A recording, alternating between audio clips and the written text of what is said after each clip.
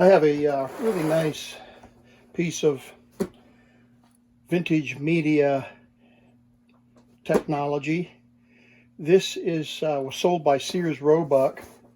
I don't have a date here, but it is a Tower super automatic 8mm projector. Now they call them super automatic, and it confused some people with super 8mm, because there's an 8mm and there's a super 8mm, but this is a 8mm video projector, movie projector, and it was just given to me by a dear friend, and it came with the manual, and we're going to just take a quick look at it, and we'll put a film on it. I have a lot of 8mm films, and so we'll put a film in it, and we'll see how it performs, or if it performs. It may need some work. It's actually in beautiful condition. It even has the original paper wrapping, and it is quite heavy. Let's see, is there anything else in there? No. Okay, so there it is.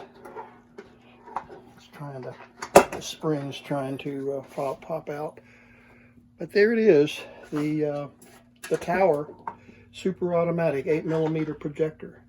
It's got the foot that is adjustable and tight tensioned. I'm sure there's a knob here somewhere, probably. Yeah, there it is. That tightens it. So we're going to take that off, and there's the spindle, and we've got to take that screw out, and we're going to get the spindle off, but we'll do that in just a minute. But there it is. The arms pull up and out.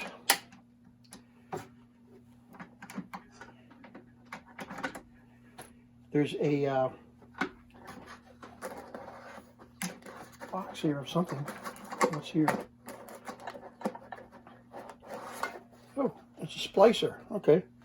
Take a look at the splicer.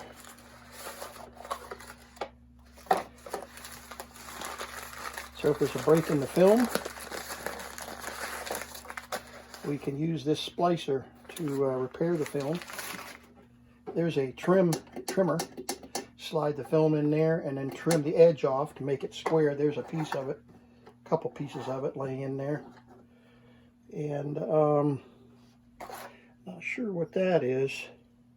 I don't know what that's for. If there was a place for a bulb, or I don't see anything else in there, hidden in there. Several pieces of film broken. But this splicer, there's instructions in there if we can get them out. There we go. And there's tape. Okay, so there's band-aids for the film, and this is a 16mm splicer. This is not an 8mm splicer. And the reason I say that is because, well, I could be mistaken about that now that I'm looking at it. There are two. That's why it looked like 16mm. It looked like 16mm, and that is, I'm sure, 16mm wide, but there are two 8mm splicing tapes in there. So there's a whole bunch of splicing tapes there that we can use to repair damaged movies, broken movies. Sheila is over here checking out the smell on that box. She is not quite sure what that is. So yeah, this is pretty cool. So let's take a look at the panel. We have this is on a hinge. The film comes in through the thing, wraps around these cogs and such, and then this is the focus adjustment and fine focus, and this is probably framing. This might be framing, this might be, I don't know. There's a framing button. Oh, there's the framing button, and we'll explain that in just a minute. So there's a forward and reverse motor, and then there's a lamp adjustment, a lamp setting, so you can run the motor with or without the lamp going forward. Doesn't look like the lamp runs. There's back, speed, still, reverse, and forward. Okay, so this motor is off, motor, and lamp. That's what it is. Off, motor run with the lamp. I mean, I got that confused. And because some projectors have it all in one knob. And then this is the projector. The film stops in the shutter. You can run it forward or you can run it in backwards. It's called the clutch. So here's the cord. There we go. And it pulls at us on a reel. And they say room light here. You can plug a lamp or something into the jack right here. See, I can show you. It's just a regular plug. You can plug right in there and plug your lamp. If you had perpetual energy, you could just plug the projector into that and it would power itself. That's a little joke there, okay? Anyway, so there's the power cord. It looks like it's in good shape. I don't know what this is. We'll look at the manual here real quick. See if we can figure out what that little gap is. It says it's M. And M is press tape slicer. X is, oh, remote control. There used to be a remote control down in here. I don't see the remote control in there. So I don't think there's one in there. Not that I can see the remote control. And, okay, so the slicer fits here. There it is. There we go. We don't need the box, but we're going to use the box anyway.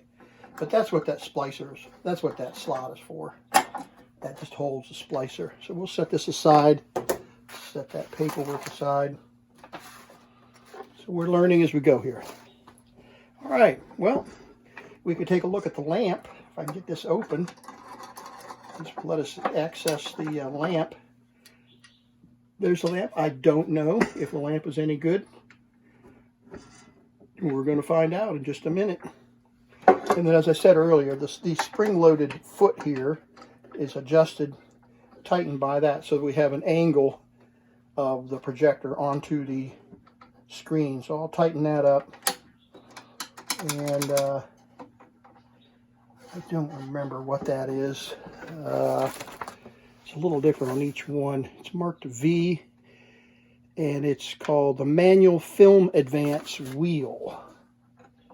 Okay, so that must move the mechanics of the thing to slide the film through the projector. Never seen one of those, so that probably spins when the projector's running.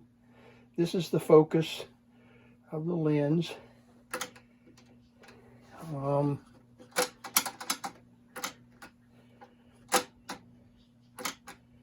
So that's when we load it, and then we push that down to engage. Let's see, does it have an automatic reel? It does. It has an automatic load reel. So let's take that screw off.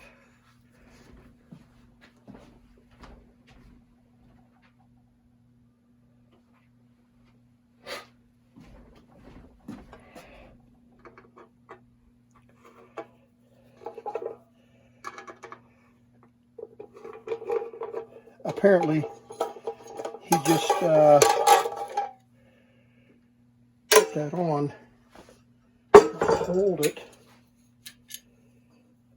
Oh yeah, it's not supposed to, I don't think it's supposed to have this little rubber bushing on here. I could be mistaken about that, but we're going to put it back onto the cover. Sheila, do you want through here? Come on. Come on, see, this way. Okay, so auto thread. This is a great feature that they added to these projectors, that you just put this on the take-up reel and like that. And as it spins and the tape comes out, this reel will automatically grab it and start rolling it, so you don't have to fiddle with trying to load the tape, the film into the reel, which is a great feature, the auto load or auto thread reel. So let's do that. Let's get a video, a movie, sorry, whatever you want to call it. And let's put a movie in here, and we'll plug it in. Pull this out. I don't know how long this cord is. This cord is really brittle, and it is cracked. Yeah, it is cracked because of the age, but it's not shorted. It doesn't look like there's any shorts in it, but it is really brittle. So we'll plug this in over there. Actually, let's plug it in back here. Let me reset the camera, and we'll set it up to watch a video. Okay, I've got the lights off. Let me turn the lights back on. And we've got the screen, kind of a temporary screen set up there.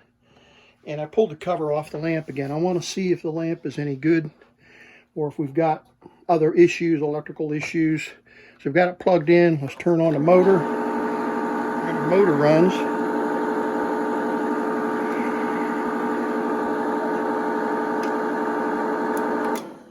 All right, so I don't have any lamp. So the motor runs forward and backwards, but no lamp. I've got it in lamp mode. Am I missing something here? Speed. All right, there's speed. There's focus. Forward. No lamp. So let's see what we've got with this lamp, if we've got an open filament on the lamp. Okay, we'll turn it off and unplug it. And we're going to have to clean this lamp once we get this bulb out. I'm not even sure. Let me check the manual to see how to pull that bulb out. I don't want to damage it. Okay, let's see here.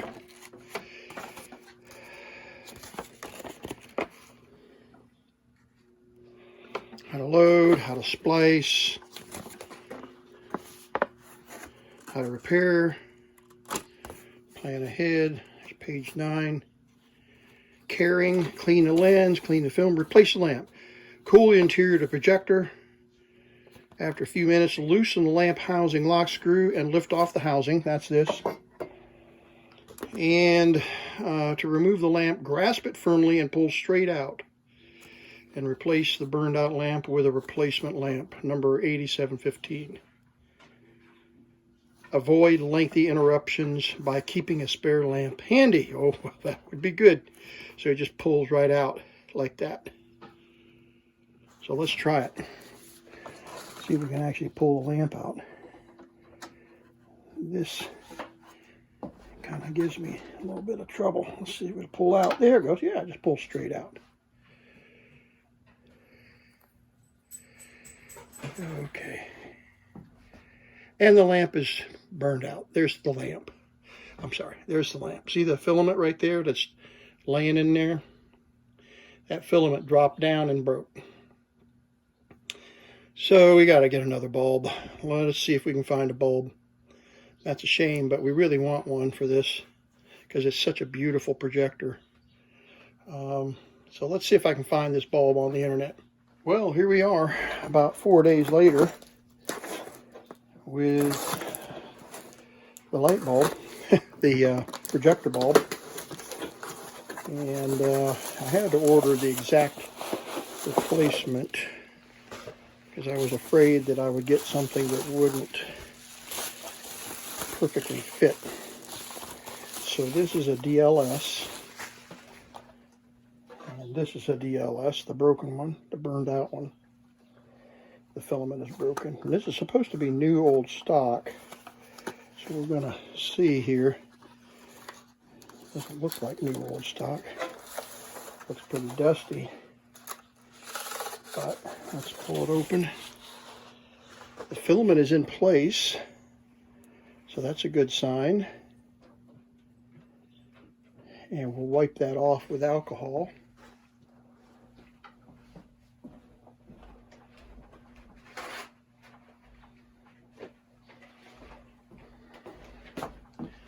And Sela is up here with me, helping me with the projector.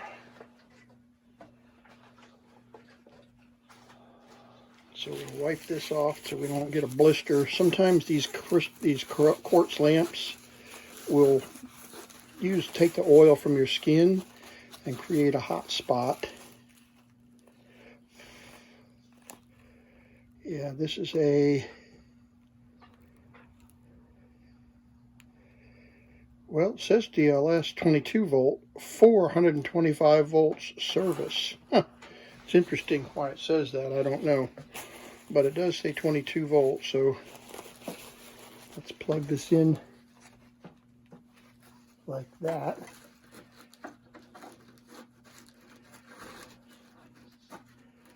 There we go. Okay. And we'll plug the projector back in. Let me get everything reset. Get the room reset with the screen. Make sure the camera is running. Okay. And let's check the power and lamp. Okay, so we're going to go forward. Motor. And lamp.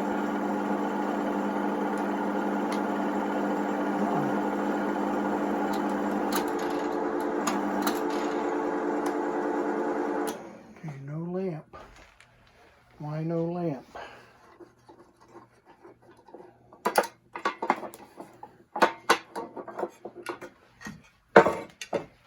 Well, this is kind of crazy. After about an hour of tinkering with this projector, I discovered that there wasn't a problem at all. There was an internal switch on the projector that is designed to turn the bulb off once the film ends. And when you load the film, the switch is engaged and the bulb will turn on. So I tore the whole projector apart and finally discovered that there wasn't really a problem after all. The good news is that I did need to tear the projector apart because the cord was in such bad condition it was shorted. And it's a wonder that it didn't trip a breaker when I plugged it in. So I tore the cord reel assembly out of the projector. It was damaged. And I replaced it with just a cord, hardwired a cord into the projector. So we're going to move through all of that and get to the projector being set back up, and we'll watch a couple of short films. Okay, we've got the projector all put back together, and I hardwired the power cord. We'll just wrap it up and set it in there when we put it away. But anyway, I wanted to talk a little bit about the 8mm versus the Super 8mm. This is a 8mm projector, and there's several differences. The 8mm projector has this small spindle, and the Super 8mm has this large spindle. And so that was one way they could tip you off if you were just going to throw a film on the projector without paying attention. Another thing that's even more significant than the spindle size is the resolution of the frame. In the 8mm, the sprockets are, well, they're pretty big. They're big and wide. They're wide, the little sprocket holes. And we'll compare that with the 8mm, and those are square. So you can see those probably in the reflection of the light, the difference. Super 8mm. The frame size on the Super 8, they're both the same width. Both of these films are the identical 8mm width. But they, in the Super 8, these were produced in 1932 initially, and then these were produced in 1957 or 55, something like that. So 30 years later, roughly, they came out with Super 8. And not only did they change the sprocket size, but they take greater advantage of the full width of the film. The actual size of each frame was 50% larger, so you had a much larger picture, much higher resolution picture with the Super 8. There was a sound version of 8mm. I've never seen one, never bought one, don't have any in my stock, don't have a video projector that will do sound on an 8mm projector. Apparently they were pretty rare, but they did produce an audio version of Super 8, and the audio track was a magnetic strip along the edge of the tape of the film. This particular film has audio, and it's color and it has audio, and this is a Super 8 film, and it's called the Linea and the Line, and this is a great video. We'll just set this aside for now, and we'll use this little cartoon here. I don't know if this is black and white, most likely it is, called Self-Made Mongrel, an 8mm movie. And we're going to put it on the projector. This is broken, but I don't think it'll make any difference. We'll get it, there we go. And we will, it's in reverse. Let's go forward.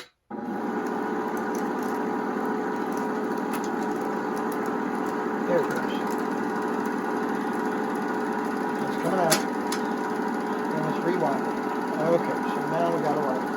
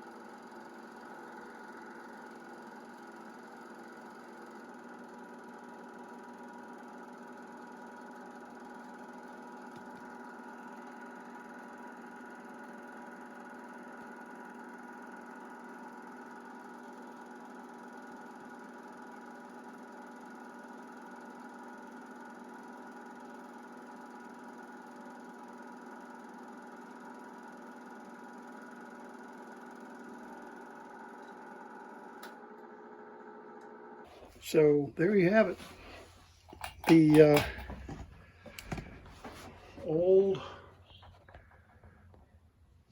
8mm, and we'll do a Super 8 demonstration sometime.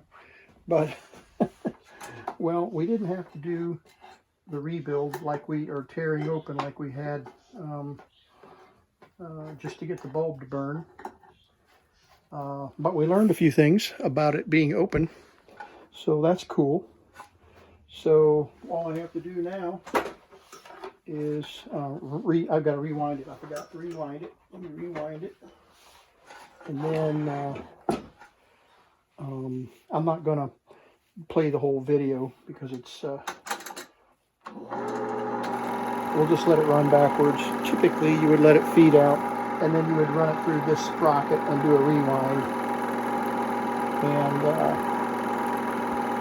I wanted to show you one other feature. When they call it an automatic, they're talking about it feeding in and running its path all by itself once you get it trimmed, get all the junk trimmed off of it. But the other thing that's automatic is that this take-up reel is called an automatic thread, auto thread reel, and it has gripping teeth in here. You can see them. See the teeth in there? And it grips the film automatically, so you don't have to feed it into a slot like you do with a tape recorder. So let's see if we can get it to work. Turn the motor on. The film is right here, so it should come in here and grab by itself.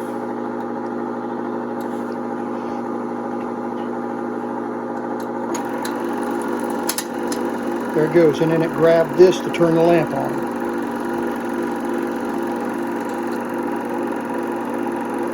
Okay, so it worked, and that when it grabs that, it turns the lamp on, and that's what that, remember that switch we were talking about? Okay, let's rewind it. And we will put it away. I've seen this video before, this film.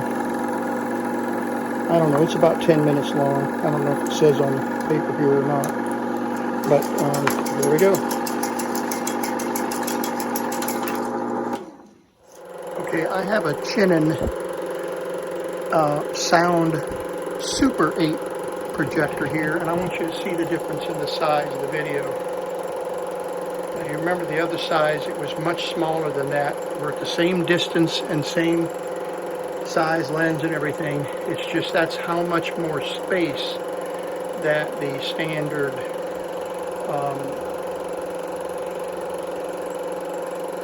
I'm fiddling with the camera lens here. That's how much space, how much larger the picture was. And this is a silent film, of course, but this is a Laurel Hardy doing the piano. This is one of my favorite videos because they trying to get that piano all the way up the stairs. And that's a Chinon projector. It's a beautiful little projector. And it has sound and recording. I can actually record, plug a microphone in here, and I could technically record onto this video, but there's no record track on this video. And notice the larger spindle compared to what we saw earlier. There's the 8mm, Super 8mm spindle. So we'll just let it sit here and run and reload back onto the track.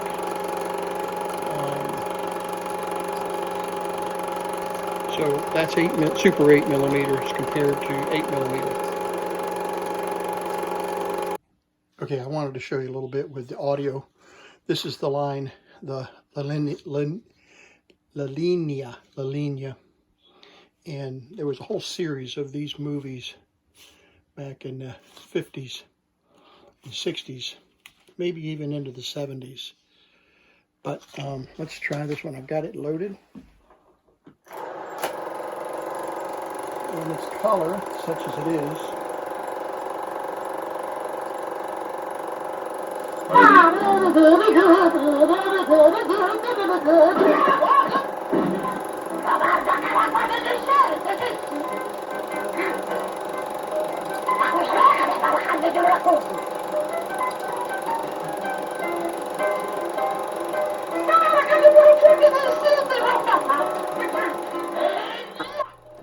So thank you for watching. This was a lot of fun putting this video together. And like I said, the original video would have been about an hour and 50 minutes. And so I cut out all of the repair part of the video because it was kind of meaningless. Well, I had to tear it apart to put a cord in it, but I learned something about how the lamp works. Thanks for watching The Vintage Tech.